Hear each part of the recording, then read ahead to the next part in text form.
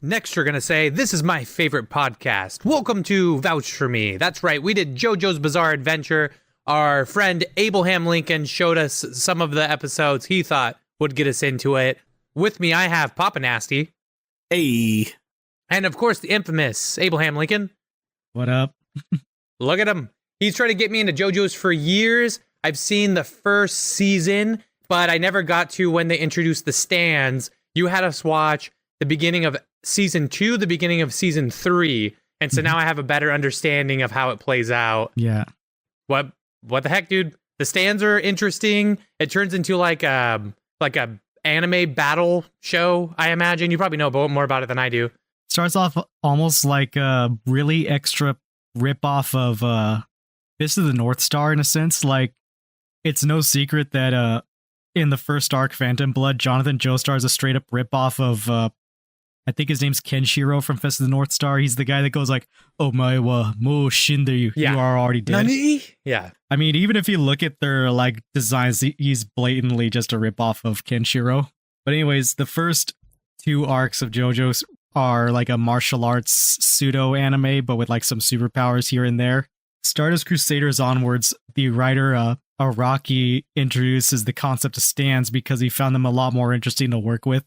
And he felt like he already did everything he could with Hamon in the previous parts. And he also introduced just hating women.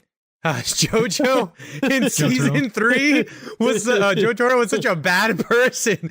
Every time his mom opened her mouth, he'd be like, "Shut up, bitch!"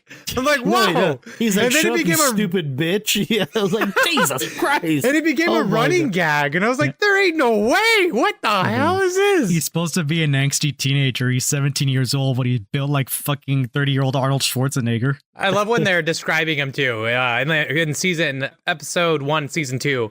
This 6'4" guy full of muscle, he's stopping these guys for no reason. And I'm like, oh my God, what are you doing? Stop it. He's a huge mountain of a man. It definitely feels like a parody in a weird way. Like a parody of shonen. It's like a serious anime, but like in some cases I'm just like, what the hell is going on here? Yeah, it's serious about the weirdest things, like the most and then they'll say some like slightly racist random things, and I'm like, oh, what the fuck was that? Stardust Crusaders was written in the 80s, so it tracks.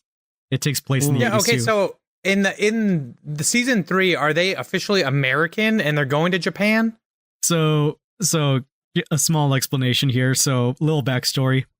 So in Phantom Blood, Jonathan Joestar, the first JoJo, he's British. He immigrates to America. Small spoiler alert, he dies eventually. His grandson Joseph is English, but he moves to America, and then he has a kid in America, Holly, and she gets married to a Japanese man and moves to Japan. So Jotaro's half American, half Japanese. Oh, there it is. So that's why in the first episode, Joseph is throwing a massive fit about having to fly to Japan because he hates that his daughter lives halfway across the world from him. Also, I feel like it gives them a chance to make a bunch of American jokes, like about American temperaments and tendencies. Oh, he hates the Japanese. Yeah. Jeez Louise. No, the only reason he hates the Japanese is not for any like superficial reason. It's simply because he jokingly sort of says like, they took my daughter away from me. I'll never forgive the Japanese. The mangaka himself, he was some kind of like art designer, clothes designer. What was his thing? He wanted to get into fashion, but he couldn't really get into it. So he started writing manga, and he uses JoJo as an outlet for it. That's why a lot of the characters have super extravagant like fashion designs in their outfits, why they always pose. A lot of the poses are straight up rips from like actual photo shoots. Like you can look up like various like photo shoots from like Vogue or whatever, and these characters are explicitly posing like those models. Yeah, there was the weird posing was like throwing me off. Like for all the seriousness and the fucking alpha stuff, I was like, what? The posing just gave me Ginyu Force vibes, and it was cracking me up, like because it was like serious, but then being silly. But, random tangent before Eric interrupted me. Did you guys ever hear the song in like the early 2000s, I'm Turning Japanese? No. Yeah. There's a fucking song saying I'm turning Japanese. It was like a hardcore, like rock song. Did it do it for you? Did you convert? I mean, There's a reason why he never takes off the glasses. Was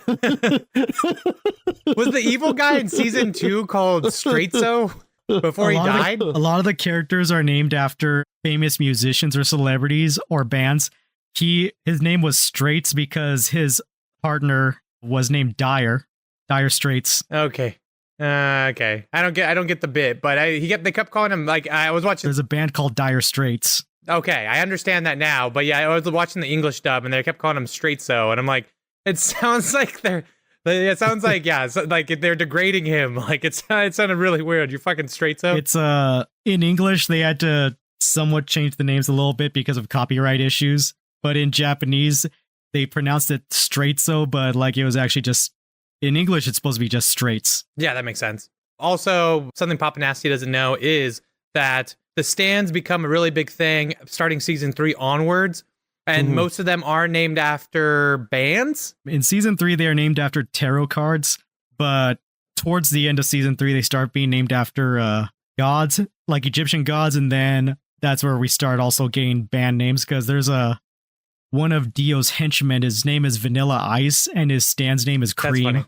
God damn it. Vanilla Ice Cream. My God.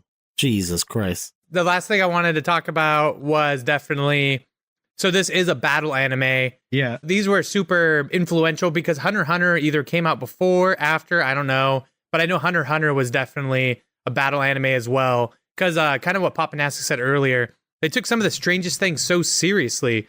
Some goofy stuff would be going on. He would kiss some random lady trying to save her.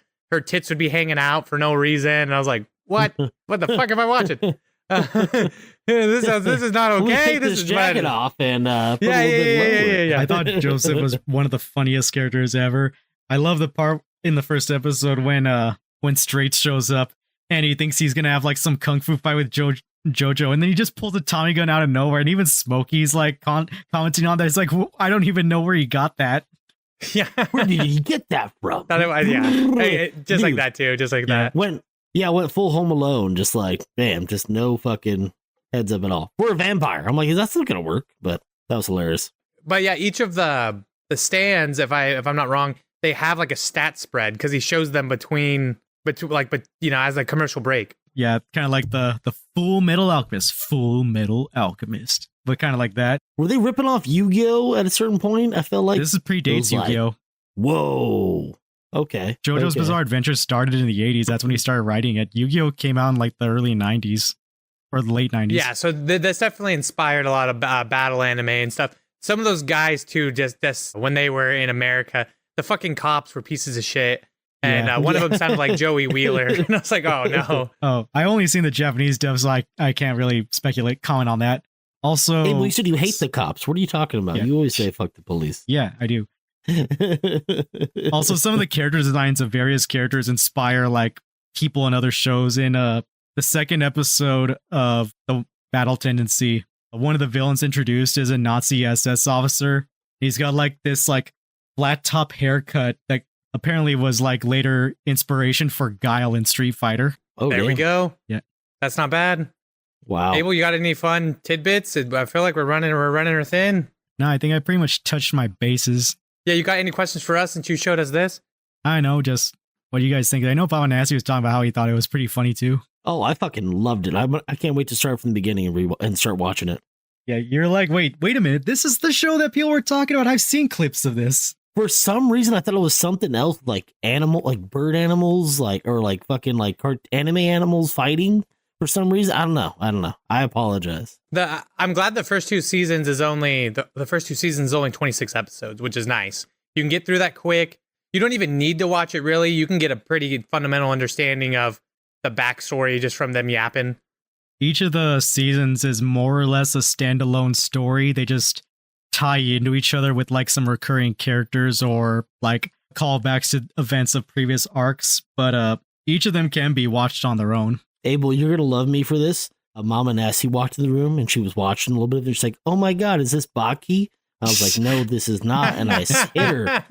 It's Baki adjacent though. Then you pulled the true Jotaro and said, "You stupid bitch!" Like, shut up, bitch! You're damn annoying. And then I beat her to the next room. I said, "Get out of here!" I didn't like how that woman responded every time. Okay. Yeah. Okay. because she loves her son so much with all her heart, and as far as she cares, he's the sweetest boy in the world. Mhm. Jesus Christ. And with that, Abel, do you want to ask us the big questions? All right, guys. What do you say? Do you vouch for me? Hell yeah. I'll vouch for you. Fuck yeah. All right. Watch, marry, kill.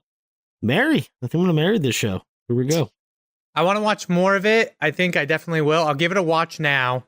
And then if we do another JoJo follow-up, I think it can easily turn to a marry because the stands were starting to interest me. I pushed back. Oh, they get so elaborate later. Like, Yes. I remember there was like a meme about how it's almost kind of like how Yu-Gi-Oh cards then, like, destroy one card on the field, Yu-Gi-Oh cards now, and it's like a paragraph of text. Like, stands then, Star Platinum punches hard, stand later, anything it touches can turn into a remote detonated bomb. Yes, exactly. What Shit like the that. fuck?